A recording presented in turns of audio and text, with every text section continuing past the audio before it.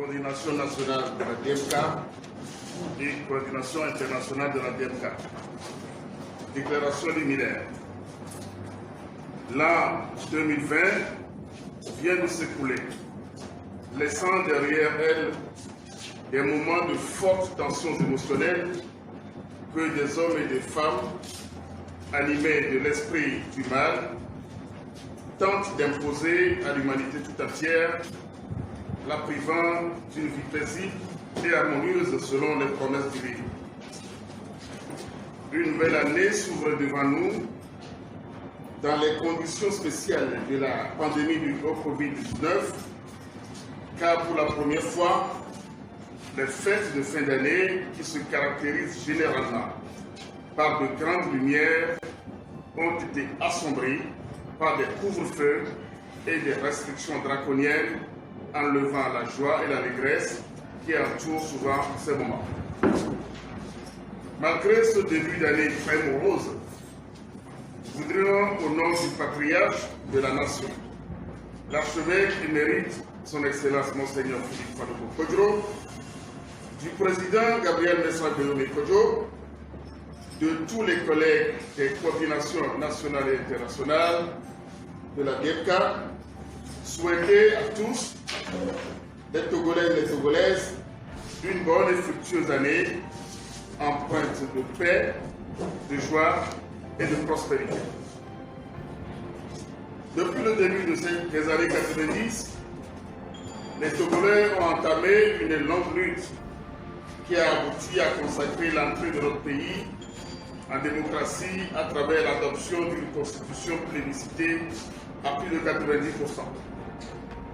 Malgré cette avancée, le régime qui régente notre pays depuis maintenant plus de 53 ans s'est employé à entraver la concrétisation de cette démocratie en empêchant systématiquement l'alternance pacifique par les urnes. Les efforts constants de la classe politique de l'opposition n'ont pas réussi à générer cette alternance au pouvoir. Alors même que l'alternance est une des aspirations profondes des Togolais, qui sont conscients qu'elle est indissociable de leur désir de liberté et de bien-être. C'est dans ce contexte que plusieurs partis politiques et associations se sont mis de nouveau ensemble, sous l'égide de l'archevêque émérite du Togo, Monseigneur Philippe Fanogo Kodjo, créant ainsi la dynamique Monseigneur Kodjo. Cet énième regroupement, qui a la particularité de mener la lutte pour l'alternance dans une dimension à la fois politique et spirituelle, a proposé aux populations togolaises un candidat unique à l'élection présidentielle du 22 février 2020, en la personne du docteur Gabriel Messa Guillaume Kodjo. Le peuple togolais, dans son aspiration profonde à l'alternance politique et à une véritable démocratie, a entrepris de participer à cette élection avec un engouement jamais égalé auparavant dans l'histoire des élections présidentielles qui se sont succédées depuis 1993. Le peuple togolais, dans son écrasante majorité, a envoyé un message clair en votant massivement pour le candidat de la DMK. Ce fut une véritable révolution électorale. Malheureusement, le régime a encore une fois passé outre cette volonté populaire exprimée en faisant proclamer victorieux par la CENI et entériné par la Cour constitutionnelle un autre candidat que celui de la DMK, provoquant ainsi une énième crise post-électorale suite à une élection présidentielle. La DMK a dès lors, comme elle se le devait, entrepris de contester les résultats et de défendre la vérité du vote exprimé par le peuple togolais souverain, se proposant d'obtenir ensemble avec celui-ci et sa diaspora l'alternance avant la fin de l'année 2020. Où en sommes-nous pour cette lutte engagée par respect pour la souveraineté du peuple qui s'est exprimé le 22 février 2020 et pour apporter un changement dans la vie des Togolais confrontés quotidiennement à des souffrances inouïes. Jamais aucune contestation d'élection présidentielle n'a ressemblé à celle menée par la DMK avec force et détermination. Jamais les Togolais en unisson avec la diaspora ne sont restés aussi déterminés à poursuivre le combat pour l'alternance. Jamais la répression de ce combat n'a été aussi dure que celle à laquelle nous assistons pendant bientôt une année. Tout au long de ces mois d'engagement pour l'alternance, la DMK a eu à faire des choix qui lui ont permis de rester debout et de maintenir la flamme du combat pour l'alternance malgré l'adversité et la répression implacable que les dirigeants et les militants ont subies. Nous avons opté pour une lutte citoyenne, transpartisane, patriotique, pacifique et populaire, basée sur la mobilisation des populations et l'action diplomatique pour atteindre l'objectif de l'alternance par la récupération de la victoire du peuple. En vue de mobiliser les Togolais sur tout le territoire, des points focaux ont été mis en place dans la plupart des communes. Des appels à manifester ont été lancés. Des conférences de presse et communiqués informant les populations ont été publiés. Et les médias traditionnels, radio, presse, etc., aussi bien que les réseaux sociaux ont servi d'interface avec la population. Les Togolais qui ont compris la nécessité d'une lutte véritablement citoyenne pour imposer la volonté populaire se sont appropriés la lutte et ont créé des plateformes numériques autant qu'ils se sont organisés pour sensibiliser sur le terrain les populations sur la responsabilité qui est la leur dans la réalisation de l'alternance. Les synergies dynamiques initiées par la coordination internationale de la dynamique Monseigneur Kodjo, CIDMK, ont permis de mieux internationaliser la crise post-électorale. Face aux actions et initiatives de la DMK, la réaction du régime qui s'est systématiquement appliquée à réprimer pour étouffer la contestation et se maintenir au pouvoir ne s'est pas fait attendre. La toute première tentative de manifestation le 28 février 2020, en réponse à l'appel de Monseigneur Fanouko Kodjo, a été violemment réprimée, occasionnant des blessés graves et des arrestations, tout comme la manifestation du 1er août relevant d'une initiative de la société civile. Les autres initiatives de manifestation de la DMK, y compris la toute dernière, 28 novembre 2020, ont été systématiquement interdites par le régime qui s'est servi de la loi unique sur la liberté de manifestation et du prétexte du Covid-19. Dès le lendemain des résultats, le régime a initié le 16 mars 2020 une double levée de l'immunité parlementaire du Dr Gabriel Messa Domi Kodjo, suivie d'une cabale judiciaire. D'autres responsables de la DMK n'ont pas été épargnés et à ce jour continuent de subir un harcèlement judiciaire pour leur faire cesser de revendiquer la victoire du peuple obtenue le 22 février 2020. Au total, en plus du Dr Gabriel Messa Domi Kodjo, Madame Brigitte Kafoui Adjamako Johnson, Messieurs Philbert Atisso, Marc Mondi et Gérard Jossou, tous responsables de la DMK, ont été abusivement et injustement inculpés pour des crimes imaginés pour résoudre un problème politique de crise post-électorale. Des scènes d'horreur d'une gravité rare se sont déroulées au domicile du président Domi Kodjo le 20 avril 2020, à l'issue desquelles plusieurs dizaines de jeunes, dont des personnes en situation de handicap, ont été embarqués et emprisonnés pendant plus de 4 mois. Sans oublier la violence inouïe faite à la famille de proches du président Domi Kodjo, dont sa femme et ses enfants, ainsi que l'arrestation des honorables Dagog Sanguiré et Kolani Kombaté Djouti. Au surplus, le régime a entrepris son projet lugubre d'éliminer le président Aguiyomi Kodji pour l'empêcher de continuer à revendiquer sa victoire à l'élection du 22 février 2020. Pour préserver sa vie et continuer le combat de la matérialisation de l'alternance obtenue par les urnes, le président Kodjo, qui a vigoureusement défendu le vote du peuple, s'est vu contraint de se mettre à l'abri. La lutte acharnée de la DMK a dû imposer une longue période d'hibernation au régime dictatorial qui a mis plus de 6 mois avant de former son gouvernement illégitime et de fait qui continue de régenter le Togo. La fébrilité dont a fait montre à ce jour le régime qui s'est maintenu au pouvoir envers et contre le peuple n'a d'autre justification que sa réelle illégitimité qui se manifeste de façon flagrante ces temps-ci avec des condamnations fantaisistes et des convocations sans fondement de journalistes, notamment dans l'affaire dite de Petrogate et de toute voix discordante pour peu de choses et des assassinats de paisibles citoyens sans qu'aucune suite ne soit donnée aux enquêtes ouvertes.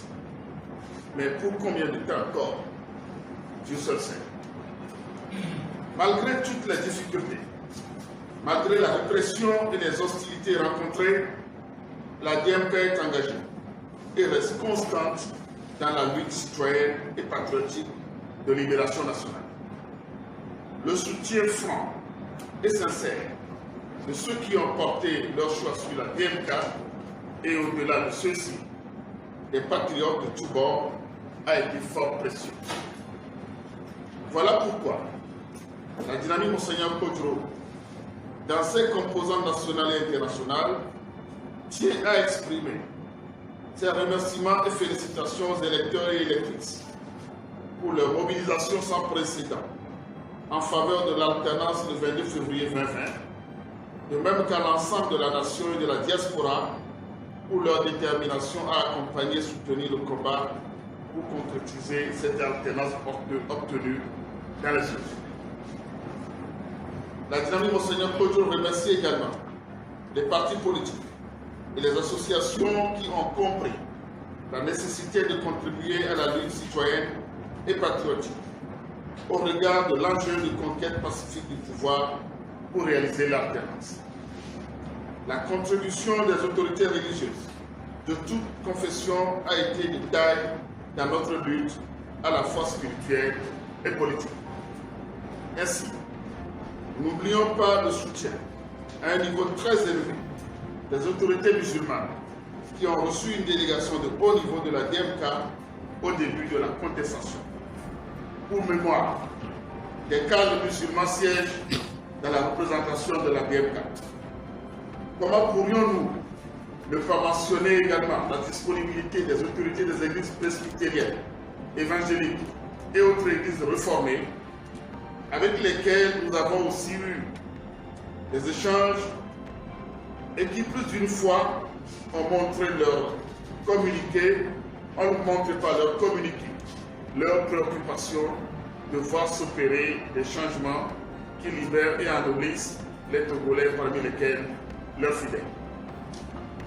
Les autorités des religions traditionnelles, qui n'ont pas été du reste, ont soutenu le combat par leurs conseils, prières et cérémonies de tout genre en faveur du changement pacifique que désirent tous les Togolaises et Togolais. Enfin, à l'instar du peuple togolais, la dynamique Monseigneur Kodjo exprime sa reconnaissance infinie à Monseigneur Philippe Faloko Kodjo, archevêque émérite de Lomé, désormais considéré comme notre patriarche à tous, pour avoir fait don de sa personne en s'engageant totalement, de manière inédite, aux côtés du peuple togolais, pour lui permettre de réaliser ses rêves d'alternance en vue de la fin de ses souffrances savamment cultivées par le régime en place. Au rang des autorités religieuses, nous apprécions particulièrement les soutiens multiformes à la lutte de la conférence épiscopale du Togo pendant et après le scrutin du 22 février 2020. Ainsi, le communiqué de la conférence épiscopale du Togo du 1er mars 2020 appelant au rétablissement de la vérité des yeux, la tentative de médiation de l'archevêque métropolitain, Monseigneur Nicodème Anani Bariga, entre la DMK et le pouvoir, le déplacement de Monseigneur Nicodème Anani Bariga dans la nuit du 20 avril 2020, malgré le couvre-feu, pour apporter son soutien à Monseigneur Philippe Faloko Kodjo suite à son cri de détresse, lorsque le domicile du président Kodjo était pris de siège par des éléments des forces de défense et de sécurité. Le communiqué de la conférence épiscopale du Togo du mois de décembre 2020 demandant la libération de Mme Brigitte Kafia Diamago Johnson, de M. Gérard Dorsou et du prophète Isaïe Kokutepo sont des preuves indéniables qu'elles se sentent très préoccupées par les conditions de vie et les souffrances des brebis dont elles ont la charge. Les interpellations multiples de la DMK et des Togolais à leur égard doivent tout simplement être entendues comme un appel à aller plus loin dans leur engagement. C'est ici le lieu de saluer la mémoire du feu révérend Père Étienne Amouzou, qui a assisté Monseigneur Nicodème Bariga dans ses efforts pour trouver une issue favorable au contentieux électoral. Que son âme repose en paix. La DMK n'aurait pas pu faire ce combat sans la précieuse contribution des médias, toutes formes confondues, animés par des hommes et des femmes qui travaillent dans des conditions difficiles. Grâce à vous, mesdames et messieurs les journalistes, les populations togolaises qui vous manifestent d'ailleurs très souvent leur reconnaissance à l'occasion des émissions radio interactives ont compris et comprennent de plus en plus que le changement ne peut se faire sans eux, mais par eux et avec eux. Soyez-en remerciés. Pour finir, nous voulons exprimer notre gratitude aux amis du Togo, de par le monde, qui nous ont écoutés et appuyés d'une manière ou d'une autre dans notre quête de liberté, d'alternance et de bien-être. Votre contribution a été décisive dans des moments de forte tension et a permis des déroulements heureux grâce auxquels le combat a pu se poursuivre. L'objectif de concrétisation de l'alternance par la reconnaissance de la volonté populaire exprimée par le peuple le 22 février 2020 n'est pas atteint à ce jour, mais des victoires d'État sont acquises. La dynamique est restée solide et déterminée, malgré les coups de boutoir reçus. Son existence constitue le gage de la poursuite et la conduite à terme du combat. La mobilisation et la détermination des Togolais, capitales et précieuses pour la poursuite de la lutte, sont plus fortes que jamais. L'appropriation de la lutte à travers une prise de conscience de la responsabilité des citoyens est indéniable. Et c'est un progrès remarquable qui augure de lendemain meilleur pour notre pays. Aujourd'hui, malgré les manœuvres pour mettre fin à la contestation et donner des apparences de normalité, il est de notoriété publique en Afrique et de par le monde que notre pays traverse une crise grave consécutive à la dernière élection présidentielle. L'état présent nécessaire devrait sans faux fuyant dans l'intérêt supérieur de la nation à la résolution pacifique de cette crise post-électorale en vue de la réalisation des aspirations légitimes de bien-être et d'épanouissement harmonieux des Togolais. La DMK exhorte donc les tenants du pouvoir actuel à œuvrer en responsabilité et en sagesse pour une véritable sortie de crise pacifique et heureuse en écho aux aspirations du peuple à une alternance pacifique profitable à tous. Les événements et l'histoire politique des nations démontrent à suffisance qu'il n'y a aucune alternative au combat collectif qui seul peut prospérer.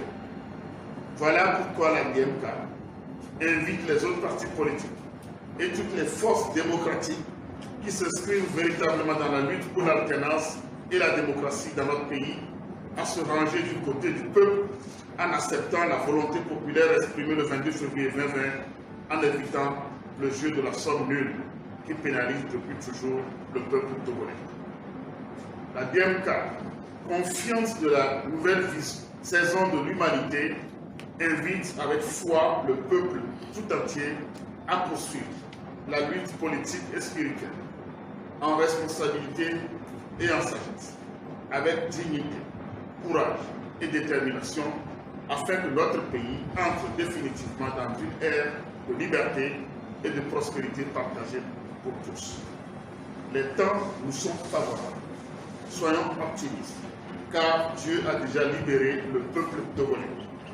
Avançons sans crainte dans notre combat pour concrétiser l'alternance et faire du Togo l'or de l'humanité tel que voulu par les pères fondateurs, dont feu Sylvanus Epiphanius Komi Olympio, le premier président démocratiquement élu.